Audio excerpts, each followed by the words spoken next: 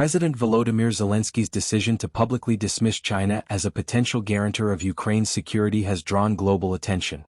His remarks came after Russia suggested that Beijing, alongside Western powers, could play a role in ensuring Ukraine's long-term security. Instead of welcoming the idea, Zelensky firmly rejected it, stressing that China neither prevented Russia's annexation of Crimea in 2014 nor acted to stop the full-scale invasion in 2022. This statement highlights a broader issue: the credibility of China as a global partner in maintaining peace.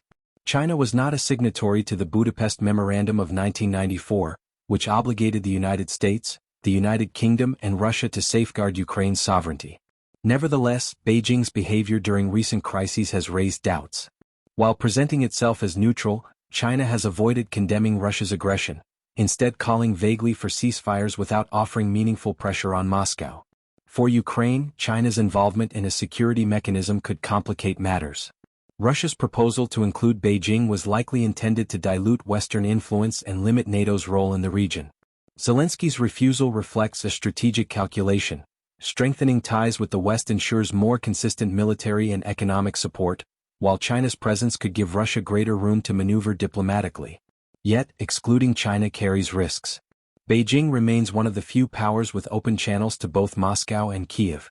Its absence from the security equation reduces Ukraine's options for mediation and deprives Kiev of a chance to balance competing great powers. By aligning exclusively with the West, Ukraine risks becoming overly dependent on a bloc where interests are not always fully aligned. European nations face limits in manpower and coordination, while the United States has shown reluctance to commit forces on the ground. The episode also underscores broader concerns about China's global role. While Beijing claims to promote stability, its record suggests a different reality.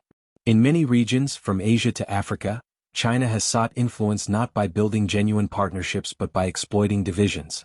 Its hesitation to take a firm stance against Russia's invasion reflects a pattern of prioritizing strategic gains over principles of sovereignty and peace. Zelensky's rejection of China may be seen as a gesture to reassure Western allies, but it also signals distrust toward Beijing's intentions. For Ukraine, security requires reliable partners committed to international law, not opportunistic actors seeking leverage.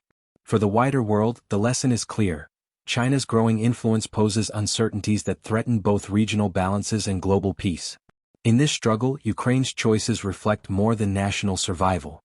They highlight the challenge of confronting a rising power that often speaks of peace, yet too often acts in ways that undermine it.